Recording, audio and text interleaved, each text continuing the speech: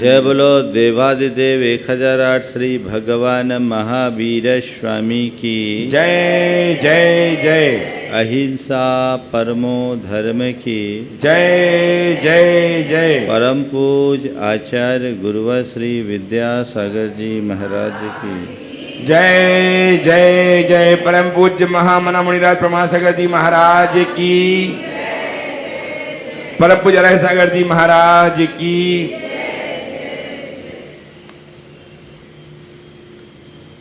बात जीवन की दुर्बलताओं की चल रही है। वो बीमारियां जो देखने में नहीं आती लेकिन हमारे जीवन को खोखला बनाती, वह बीमारियां जो हमें असहज और असंतुलित करती है, वह बीमारी जो हमारे चित्त की शांति और प्रसन्नता को ले जाती। विगत दिनों से उनकी ही चर्चा आप सबके बीच चल रही है। आज उसी क्रम में एक बड़ी बुरी बुराई है जो हर मनुष्य में किसी न किसी रूप में छाई है। उसका नाम ही बुराई है ना। बुराई करने की आदत कहीं न कहीं हर कोई इससे प्रभावित है। निंदा करना है ना, निंदा करना, निंदा सुनना, निंदा से प्रभावित होना और निंदा होने पर भी तटस्थ बने रहना। चार स्थितियां हम आप सबके जीवन में घटती है। अब सबसे पहली बात करते हैं निंदा करने की, बुराई करने की। अपने मन से पूछो, मेरा स्वभाव कैसा है? मैं औरों की निंदा में कितनी रुचि लेता हूँ? औरों की बुराई के प्रति मेरी क्या दृष्टि है? अगर अपने अंतर मन को टटोल कर देखोगे तो ऐसा लगेगा कि अगर किसी की बात आती है तो हमारे मन में अच्छाई कम, बुराई ज़्यादा दिखती है। लोग अच्छाई से कम, बुराई से ज़्यादा प्रभावित होते हैं। अच्छाई की चर्चा कम की जाती है, बुराई की चर्चा ज़्यादा, है ना। बोलो, अब थोड़ा सा सोचो, आप किसी की निंदा कर रहे हैं, आपको अच्छा लगता है कि नहीं लगता है? दूसरों की निंदा करना अच्छा लगता है, पर कोई तुम्हारी निंदा करे तो क्या हो गया? दूसरों की निंदा करना तुम्हें अच्छा लगता है तो तुम्हारी निंदा यदि कोई करता है तो वो तुम्हें क्यों नहीं लगता? महाराज, निंदा अच्छी चीज़ नहीं है। तो जब अच्छी चीज़ नहीं है तो उस चीज़ को अपने जीवन में जोड़ना कहाँ की समझदारी है? पर ये आदतन होता है। निंदा में बड़ा रस आता है। अगर कहीं किसी व्यक्ति की चर्चा भर छिड़ जाए और दो व्यक्ति मिलकर तीसरे को टारगेट बनाए तो उसकी जो कमियां हैं, कमियों में कमियां, कमियों में कमियां, कमियों में कमियां, ये ऐसी गिनाते जाएंगे और उसमें इतना जायका मिलाते जाएंगे कि फिर कुछ कहना ही नहीं। और ये चीज़ें जमाने में हो तो फिर भी मंदिर में भी हो जाती है ना। आप लोगों का जो कॉन्फ्रेंस चलता है ना, उसमें क्या होता है? बोलो, काम की बात ज्यादा होती है या फालतू की बात?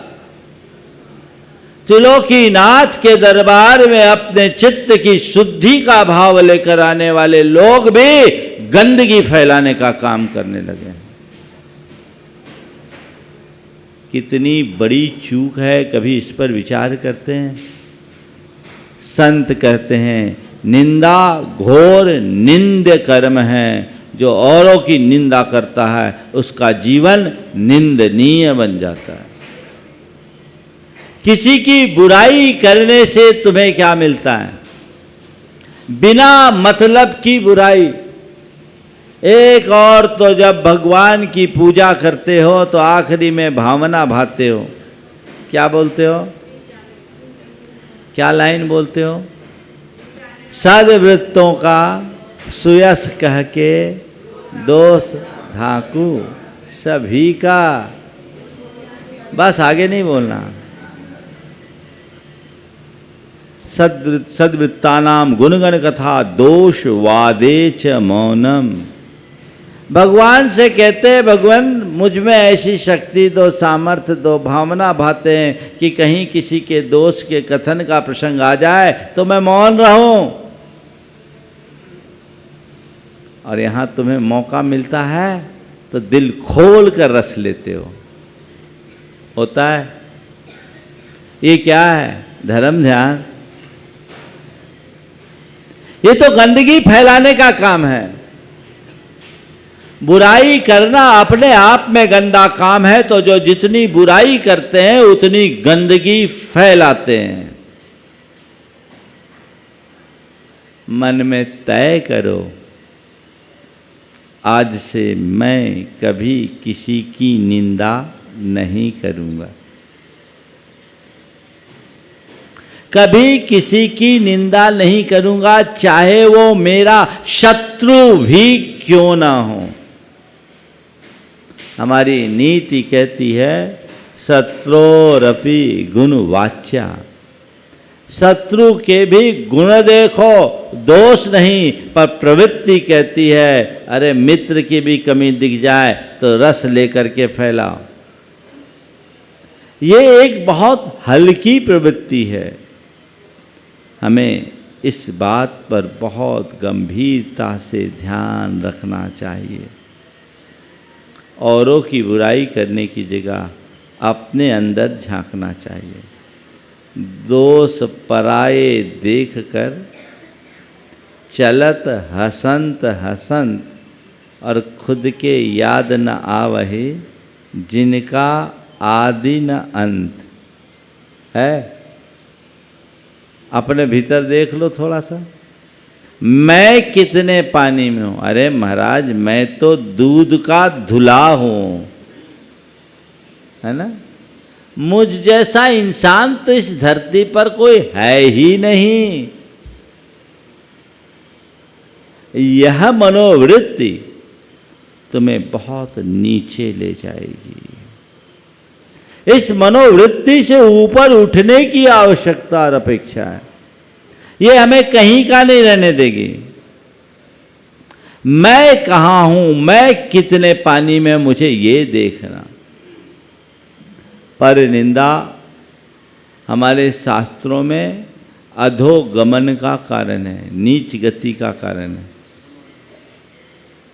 और ऐसा कहा गया है कि दूसरों की निंदा करने वाला से पतित और कोई दूसरा होता ही नहीं है। उससे क्या मतलब? क्यों हम किसी की निंदा करें?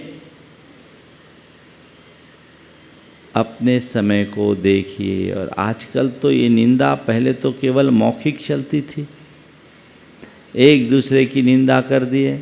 अब तो डिजिटल युग आ गया है, तो लोग तो बस क्या करते हैं, निंदा पुराण ही फैलाते हैं। जितने भी सोशल मीडिया के साधन हैं उनमें काम की बातें ज़्यादा कि गंदी बातें ज़्यादा, बिना मतलब की बातें ज़्यादा। लोग पता नहीं कहाँ से इतना समय निकालते हैं, अपनी बुद्धि को उल्टा चलाते हैं और ऐसी बुरी बातों में मसाला डाल डाल कर मिला कर उसे खूब खूब फैलाते हैं। क्या पाओगे उसमें? उसमें हासिल क्या होने वाला है? कुछ भी तो नहीं। वहाँ बचो। और आप लोग भी क्या करते हो? किसी ने किसी की आलोचना की, आप उसे और फैला दिए। कई लोग तो बिना पढ़े ही पोस्ट को फॉरवर्ड कर देते हैं। क्यों? ये गंदगी फैलाने का ही तो काम है। जिन बातों का कोई सार नहीं और प्रयोजनहीन है, उनमें अपना समय अपनी शक्ति लगाना नादानी है। सोच लो, मेरा समय बड़ा कीमती है, मैं अपना समय ऐसे ही कार्यों में लगाऊं जिसका कोई प्रयोजन है। अगर तुम किसी और की कमी गिना भी दोगे तो तुम्हें क्या मिलेगा? कुछ मिलेगा क्या? कुछ भी नहीं मिलेगा। इसलिए कभी किसी की निंदा मत करो। करना है तो आत्म निंदा करो और पर प्रशंसा करो। लोग उल्टा करते हैं, आत्म प्रशंसा करते हैं और पर की निंदा करते हैं। और निंदा क्यों करते हैं पता है? खुद को अच्छा साबित करने की कोशिश में, अपने आप को बेहतर साबित करने में। ईर्ष्यावश, द्वेषवश, घृणावश लोग औरों की निंदा करते हैं और कुछ लोग प्रवृत्तिवश, कुछ का काम ही है नारदगिरी करना, इधर का उधर, उधर का इधर। ऐसे लोगों से सुरक्षित दूरी बना के रखना। वो गंदगी फैलाने वाले लोग हैं, उनसे बचो, उनसे बचो। संसार में एक प्राणी है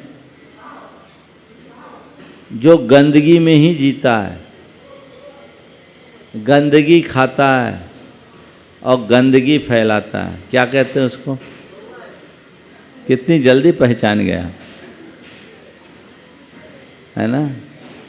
मैं आपसे कहता हूं, बुराई फैलाना भी तो गंदगी है, बुराई में रस लेना भी तो गंदगी है। थोड़ा सोचो, ये किसकी प्रकृति है? ये किसकी प्रकृति है?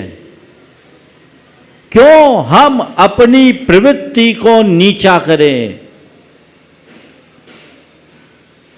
मेरे पास कई तरह के लोग आते हैं और मैं जब लोगों से मिलता हूं तो उनके नंबर ही इसी आधार पर देता हूं। जो दूसरों की ज़्यादा बुराइयां करते हैं ना, मेरे नज़र में उनके नंबर कट जाते हैं। मैं उन पर भरोसा नहीं रखता। मैं मानता हूँ ये सब धुआं उड़ाने वाले लोग। सुनना तो पड़ता है, बहुतों को झेलता भी हूँ, लेकिन अपना गुनाह भाग लगा लेता हूँ। समझ में आ जाता है कि इस आदमी की स्थिति क्या है। हमें ऐसे लोगों से बचना चाहिए। क्या बताएं, आप लोगों की प्रवृत्ति भी ऐसी है कि किसी के बारे में कोई बुरी बात मिले तुरंत भरोसा हो जाएगा। हाँ, ऐसा हुआ होगा, अरे व्हाट्सएप में उसके बारे में ऐसा आया, हुआ होगा, उसके बारे में ऐसी खबर आई, हुई होगी, तुरंत भरोसा होता है कि नहीं? और किसी के बारे में कोई अच्छी खबर मिले तो 4 जगह उसे सत्यापित करोगे कि क्या बात हमने उसके बारे में ऐसा सुना, सही है क्या, सही है क्या, सही है क्या। और बुराई एक बार सुन लिया, फिर क्या करेंगे? देखो, एक बात बता रही हूँ, मुझे एक जानकारी मिली है, किसी को बताना मत, बस तुम्हें बता रही हूँ, उसने ऐसा कर लिया, उसने वैसा कर लिया। किसी को बताना नहीं, मैं बस तुम्हें बता रहा हूँ। क्या हुआ? वो तो ऐसे किसी को, जो बात किसी को नहीं बताने की हो है, समझ लो सबको बता दिया गया है।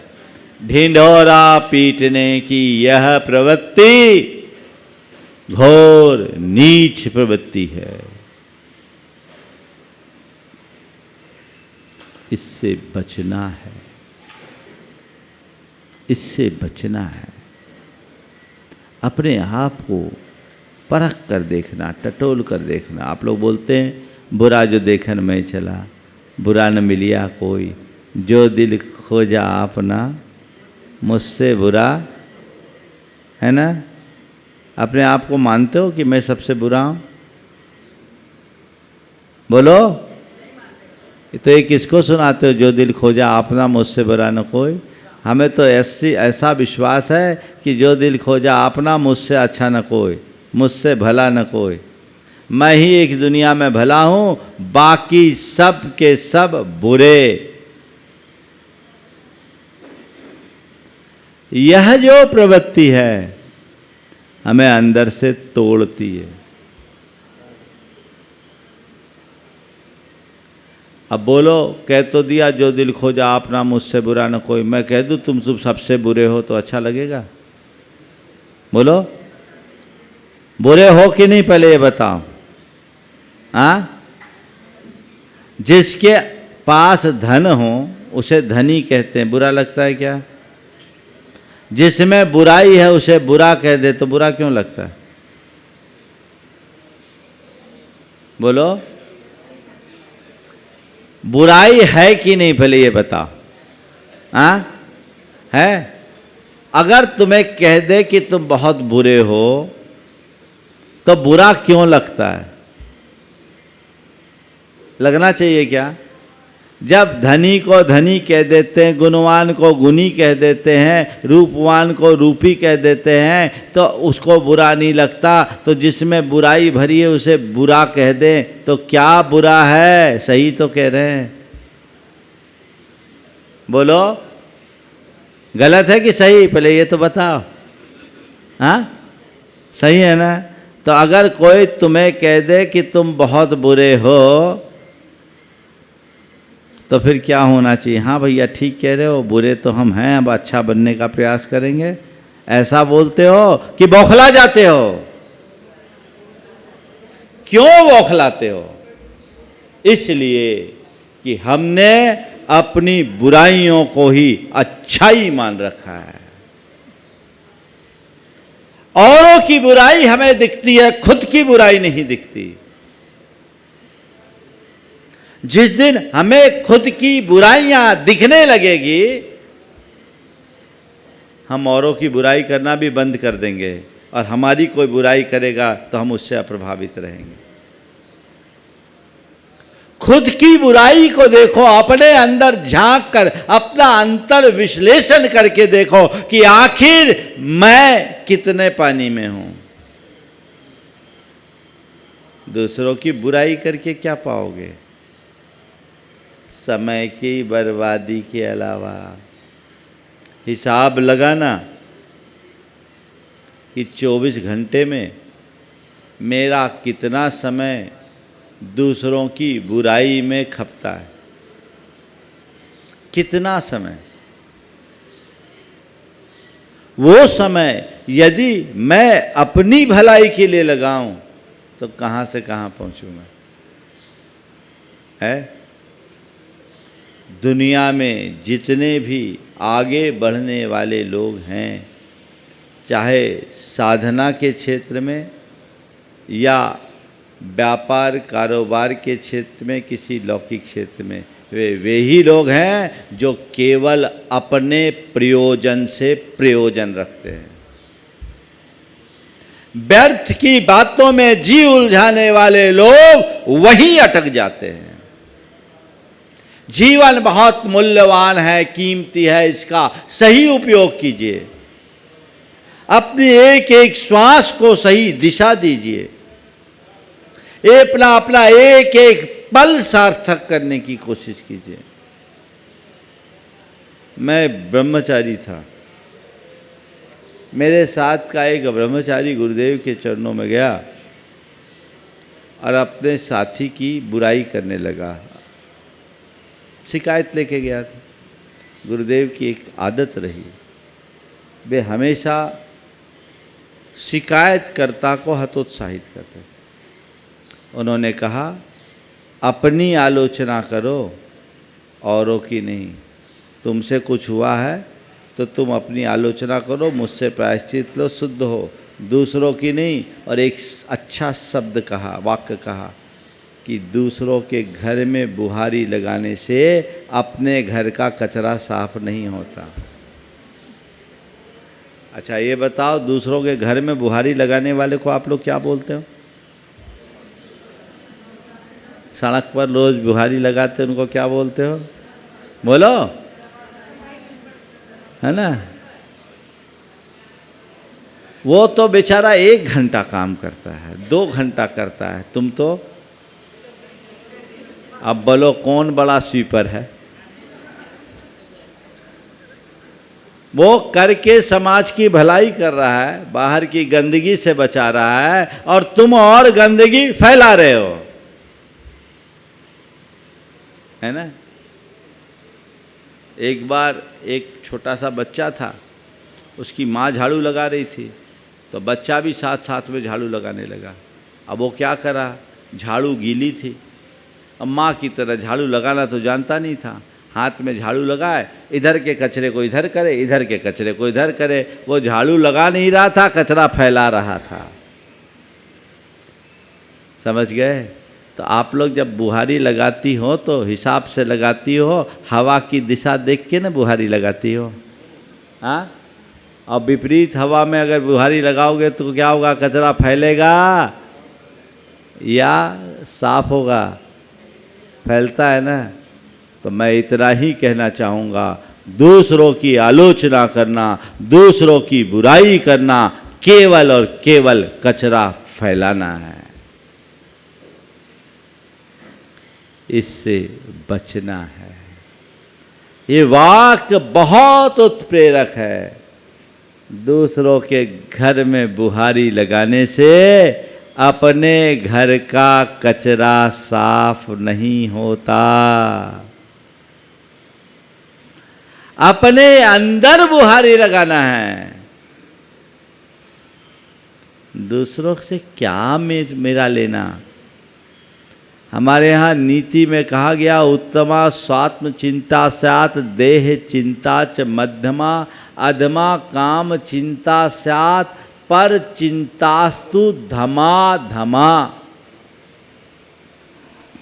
पर चिंता में रत रहने वाले को अधम से अधम कहा। पर के साथ 4 बातें, पर निंदा, पर चिंता, पर नारी और पर धन, इन चारों से बचने की बात की। समझ गए। क्यों? ऐसा नीच कर्म करना ठीक नहीं है। तो निंदा करना आज से बंद। मैंने एक जगह चातुर्मास किया, बहुत लोगों ने नियम लिया। 2 युवकों ने आकर मुझसे एक नियम लिया, कहा महाराज एक नियम लेता हूँ कि पूरे चातुर्मास किसी की बुराई नहीं करूँगा, और अगर कहीं योग से बुराई हो गई तो पर बुराई पर 100 रुपये की पेनाल्टी मंदिर की गुल्लक में दूंगा।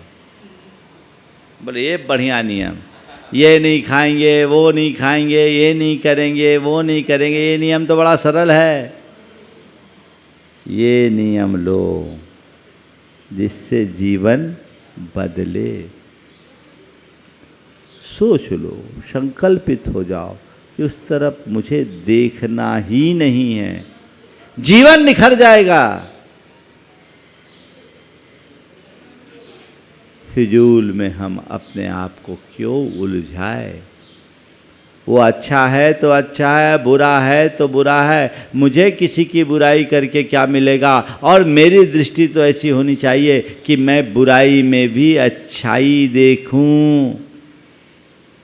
पर क्या करे, लोगों को तो अच्छाई में भी बुराई दिखती है। लोगों को चांद की ज्योत्सना नजर नहीं आती, उसका धब्बा दिखता है। ऐसे लोगों को क्या कहे, भगवान भी उनका भला नहीं कर सकेंगे। तो पहली बात, निंदा करना। मुझे पूरा भरोसा है आप में से एक भी ऐसे नहीं होंगे जो किसी से निंदा करते हों, है ना। अब चलो, दूसरा है निंदा सुनना। निंदा करो मत तो निंदा सुनो भी मत। कोई दूसरे की बुराई तुम्हारे पास आकर कर रहा है, सावधान हो जाओ, वो बहुत खतरनाक वायरस है। अभी वायरस का खेल तो आप सब भुगत ही रहे, पूरी दुनिया भुगत रही है ना। कोरोना वायरस कितना खतरनाक वायरस है। ऐसे ही ये जो वायरस है जो दूसरों की बुराई करते, बहुत खतरनाक। इसकी उसकी और उसको इसकी उसको, उसको उसकी, ऐसे भिड़ाने का काम करते हैं। कोई आदमी यदि दूसरे की बुराई तुम्हारे सामने कर रहा है, सावधान हो जाना, क्योंकि वह जरूर तुम्हारी बुराई दूसरों के पास जाके करेगा। जब दूसरों की बुराई तुम्हारे सामने कर सकता है तो तुम्हारी बुराई भी तो दूसरों के सामने कर सकता है। बच्चों, ऐसे कोई व्यक्ति आए, चर्चा की शुरुआत ही करे, हाथ जोड़ो, बहुत अच्छी बात है, मेरी इससे कोई रुचि नहीं है और मेरा इसमें कोई मतलब भी नहीं है, आपके पास और कोई प्रयोजन की बात है तो करो, नहीं तो अभी मैं बिजी हूँ। अरे सुनो तो, क्यों सुनो? इस गंदगी को मैं क्यों झेलूं? क्या मैं अपने आप को रोक नहीं सकता? अरे अच्छा, क्या खबर आई है, सुन ले। और सुन क्या ले, खोद खोद के पूछते, और क्या हुआ, और क्या हुआ, और क्या हुआ, उसने और क्या बोला, उसने और क्या बोला, है ना? क्यों? ये कलह का सबसे बड़ा कारण भी बनता है। ये दोषोपजीवी लोग कहलाते हैं, छिद्राण वेशी। उनसे पूरी तरह सावधान रहना चाहिए। झिटक दो। निंदा करना जितना बड़ा पाप है, निंदा सुनना भी। और निंदा लोग किसकी करते हैं? धर्मात्माओं की करेंगे, साधु संतों की करेंगे। कोई चोर उचक्के की निंदा नहीं करता, गुणी की निंदा करते। उनका काम है। हम क्यों सुने? मुझे कोई लेना देना नहीं है। और कोई आकर के तुम्हारे बारे में कुछ बताए तो उस पर भरोसा मत करो। एक बार ऐसा हुआ, एक बड़ा समृद्ध परिवार, भाइयों में बड़ा प्रेम और बहुओं में भी बड़ा प्रेम, 3 भाइयों का परिवार। देवरानी जेठानी की तरह न रहकर सगी बहनों बल्कि सखियों की तरह रहती थी। एक दिन क्या हुआ, छोटी बहू थोड़े संपन्न परिवार से थी। उसके पास एक महिला आई और उस महिला ने कहा कि अरे बहन, क्या बताऊं, ये जो बड़ी वाली भाभी जी है ना, वो तुम्हारे बारे में बहुत उटपटांग बोल रही थी, बुराई कर रही थी। अरे क्या? बोले वो कह रही थी कि उसको तो अपने मायके वालों का बड़ा घमंड है, पैसों का बड़ा घमंड है। वो मायके से आई है, चूड़ियाँ क्या ले आई, सबको दिखाते फिरती है, जैसे कि कभी और किसी के पास चूड़ियाँ ही नहीं है, डायमंड की चूड़ी है तो क्या है। और तुम्हारे बारे में बहुत कुछ बोल रही थी। वो कह रही थी वो बहुत घमंडी है। कुछ लोग हैं ना जिनका काम है आग लगाना, क्या सुलगा करके काम खत्म। लेकिन वो बहुत समझदार थी। उसने उसकी पूरी बात को धैर्यपूर्वक सुना और फिर पूछा और कुछ बात थी? बोले नहीं, इतनी बात थी बस। तुमने सुना? बोले हाँ, मेरे सामने की बात, मेरे सामने की बात। अच्छा। उसका हाथ पकड़ी और सीधे अपनी जेठानी के पास चले गई और जेठानी के पास खड़े करके बोली, अब बोलो दीदी क्या बोल रही थी? अब क्या? उसकी तो हवा खिसक गई। क्या बोले? हवा खिसक गई। अब क्या बोले? कोई बात हो तब तो बात। अब उसको तो ऐसा जैसे अब कुछ कहा ही नहीं जा सकते, जमीन खिसकनी शुरू हो गई। बोले नहीं, मैंने, मुझसे दीदी की बात नहीं हुई, मुझे किसी और ने बताया था। अभी तो तू तो कह रही थी मुझे मेरे सामने। बोले सामने नहीं, वो जो मुझसे बोली उसके सामने। किसके सामने? बोले याद नहीं किसके सामने। फिर झाड़ लगाई बोले आज के बाद इस प्रकार किसी का घर फूंकने का काम मत करना। मुझे पक्का भरोसा था कि मेरी दीदी इस तरह की बात कर ही नहीं सकती, क्योंकि उस तरह की घटिया मानसिकता ही नहीं है उनकी। हमने आपस में आज तक कोई भेद नहीं किया, पर तुम उसको भेद डालना चाहती है, घोर निंदनीय कार्य।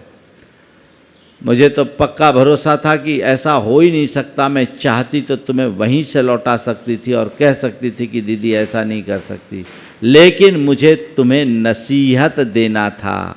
बहुत शर्मिंदगी का एहसास हुआ उसे, और उसने कहा आज के बाद तय कर लो कि मैं किसी के घर में आग नहीं लगाऊंगी। उसे एक दिशा मिली, एक की समझदारी पे। आप लोग इतना साहस कर पाते हो?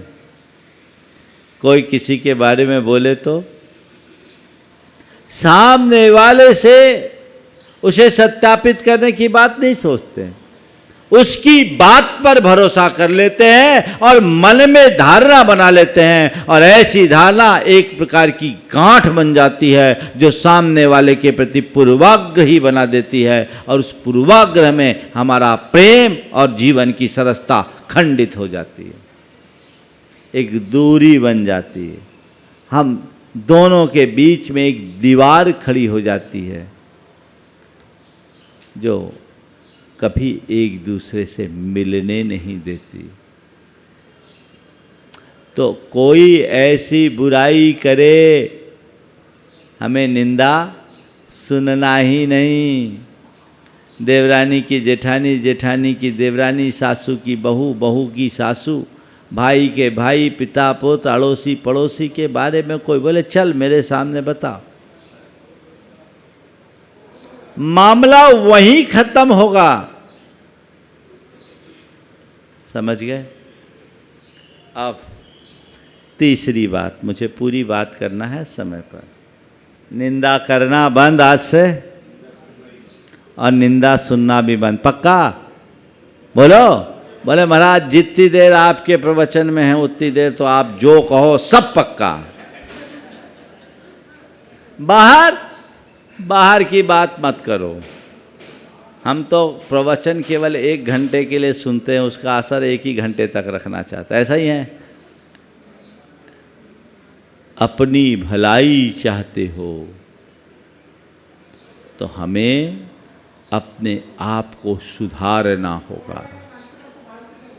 मेरे भीतर जितने दोष और दुर्बलता होंगे, मेरा जीवन उतना कमजोर होगा। जीवन को सबल बनाना है, समर्थ बनाना है, सक्षम बनाना है, सशक्त बनाना है, तो दोषों का उन्मूलन करना जरूरी है। से बदलिए। तीसरी बात है निंदा से प्रभावित होना। कोई तुम्हारी निंदा करे, कहीं तुम्हारी बुराई हो जाए, सुन के कैसा लगता? अरे मेरी बहुत बुराई हो रहा है, उसने मेरी बुराई कर दी। क्यों प्रभावित होते हो? अगर तुम्हारी किसी ने बुराई की तो पहले देखो कि मेरे अंदर वो बुराई है तो उस बुराई को ठीक करो और उसको धन्यवाद दो मन ही मन की चलो कम से कम जिस तरफ मेरा ध्यान नहीं था उसने मेरा ध्यान आकृष्ट कर दिया, बहुत बहुत धन्यवाद, आभार। और एक फ़ोन कर दो, मिल जाए तो हाथ जोड़ लो, भाई साहब बहुत बहुत आभार। जिस तरफ मैंने अपनी 40-50 साल के जीवन में ध्यान नहीं दिया, आज आपने मुझ पर मेरा ध्यान आकृष्ट कर दिया, बहुत बहुत आभार। उसे दूर करो। और यदि वो बुराई है ही नहीं और सामने वाला बुराई कर रहा है तो भी ध्यान मत दो। क्यों दें?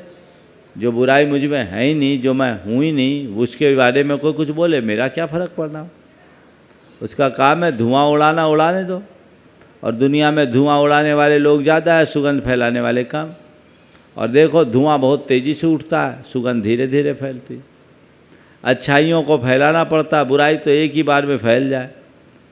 अच्छाइयों को आत्मसात करना, जीवन को ऊपर उठाना है और बुराइयों को फैलाना जीवन को नीचे गिराना है। ऊंचा उठाना और नीचा गिराना दोनों में बड़ा अंतर है। पानी को नीचा गिराने के लिए केवल ढोलना पड़ता है, पर ऊपर चढ़ाने के लिए मोटर लगाना पड़ता है। जीवन को ऊंचा उठाने के लिए अतिरिक्त प्रयत्न की आवश्यकता होती है। जब तक वो प्रयत्न और प्रयास हम नहीं करते, जीवन ऊंचा नहीं उठ सकता।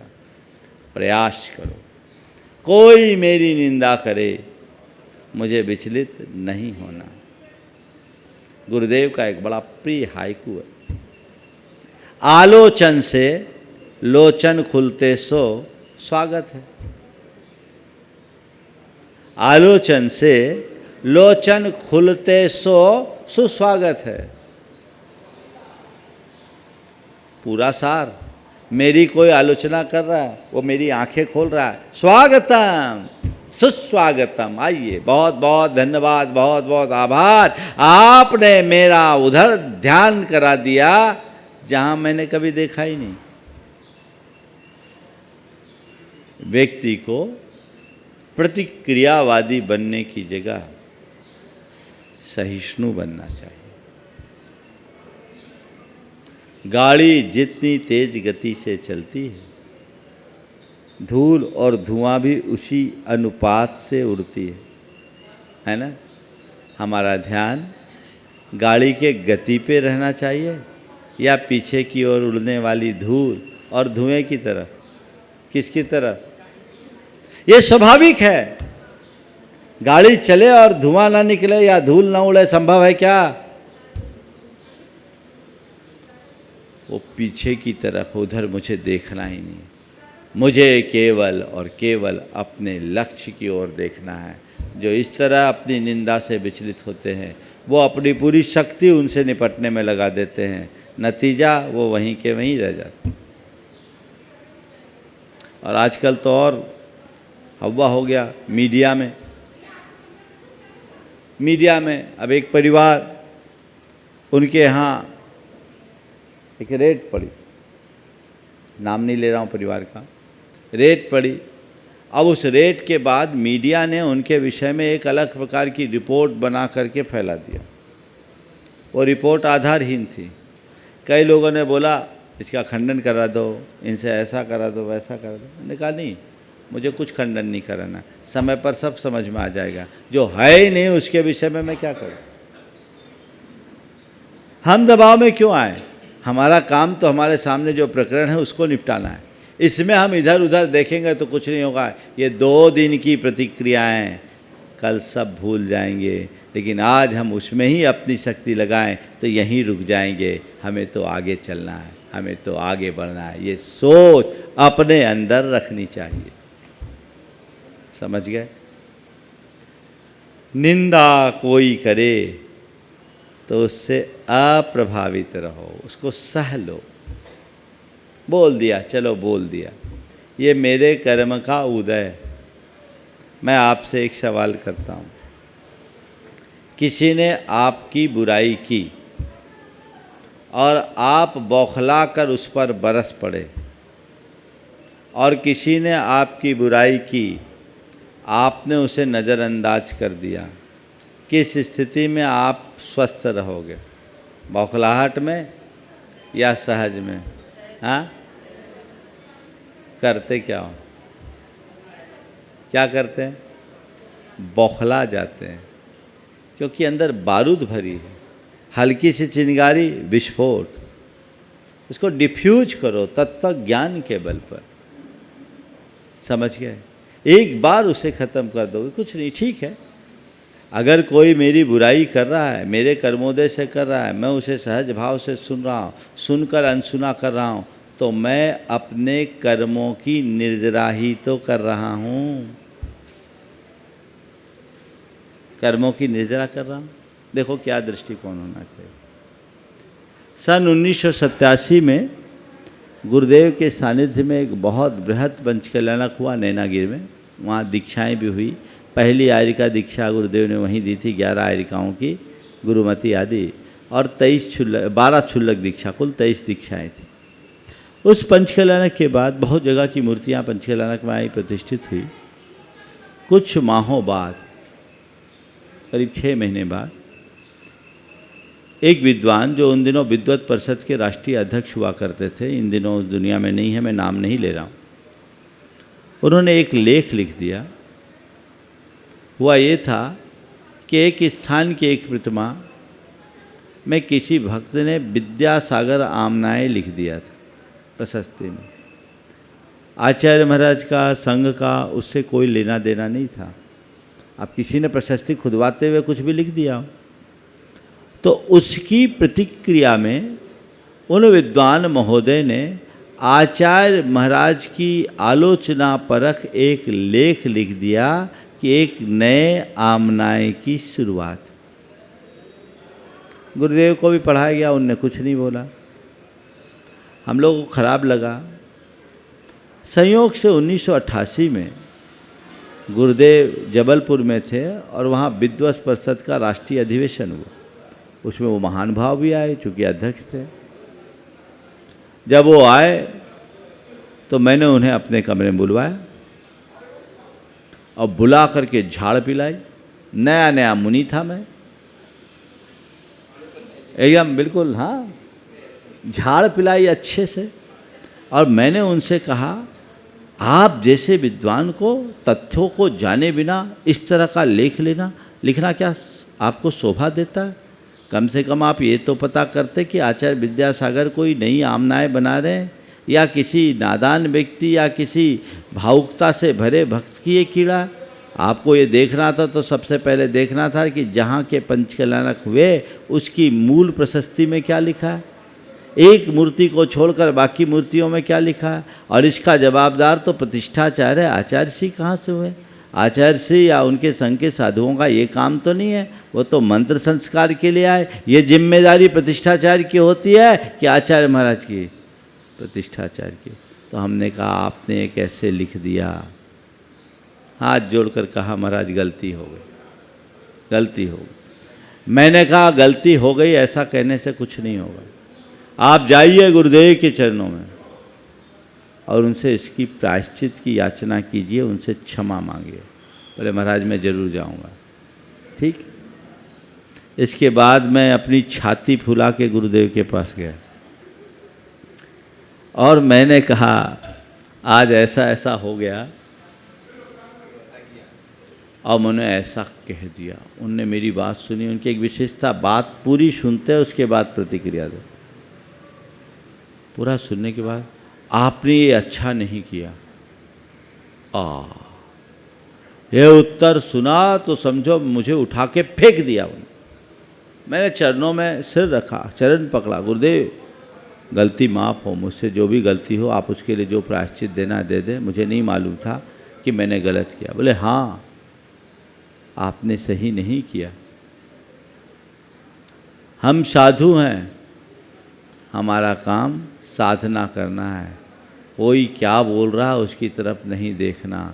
ये तो हमारे लिए निर्जरा का अवसर है, सहज भाव से जानो और देखो। ये होती एक साधु की पहचान। हम कोई मेरी बुराई करे और मैं उससे अप्रभावित रहूं तो मान करके चलना, मेरे लिए निर्जरा का एक अवसर है। तुम्हें एक आसन नहीं बनता, उपवास नहीं बनता और त्याग तप नहीं बनता, कोई चिंता मत करो। कोई तुम्हारी बुराई करे और एक ही ख्याल रखो, मुझे कुछ नहीं बोलना, चुपचाप रहना है, तो ये तुम्हारी निर्जरा का अवसर है कि नहीं? तो हाथ आया अवसर क्यों गंवाते हो? तुम लोग निर्जरा के अवसर को भी बंध में बदल देते हो अपनी प्रतिक्रिया करके। इससे बचे तो हमारा जीवन धन्य होगा। तो आज समय आप सबका हो गया, अब 2 दिन और शेष है। पंचकल्याणक की आप सब अपनी पूरी तैयारी कर ही रहे, और भी जो लोग इसमें अपनी सहभागिता दे रहे हैं, अपने अंदर के उमंग और उल्लास को इसी तरह बनाते हुए जीवन के क्रम को आगे बढ़ाएं और इस महामहोत्सव को अपने जीवन का यादगार पल बनाएं। इस भाव से यहीं पर विराम। बोलिए परम पूज्य आचार्य गुरुवर श्री विद्यासागर जी महाराज।